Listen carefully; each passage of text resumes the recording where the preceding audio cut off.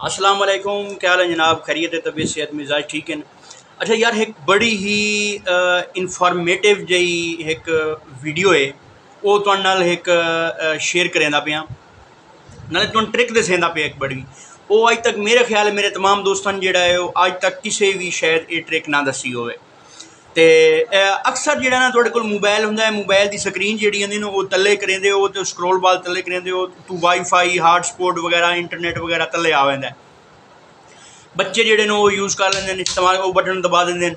तो उसनों जो ना बंद करने वास्ते के तरीक़ेकार है, आओ ज़रा तुहानूं स्क्रीन पर लै चलीए, मोबाइल की स्क्रीन पर, तो तुहानूं दसीए भी वो के तरीक़ेकार है।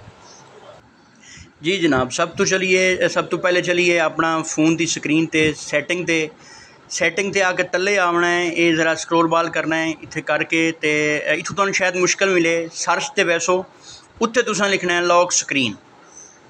ठीक हो गया जी, लॉक स्क्रीन करके तो सर्च करे सो। फिर उस तो बाद थोड़ा जहा तले स्क्रोल करना है, तले ऑप्शन लिखा खुलता है open control centre from the lock screen. इस पर क्लिक करना है।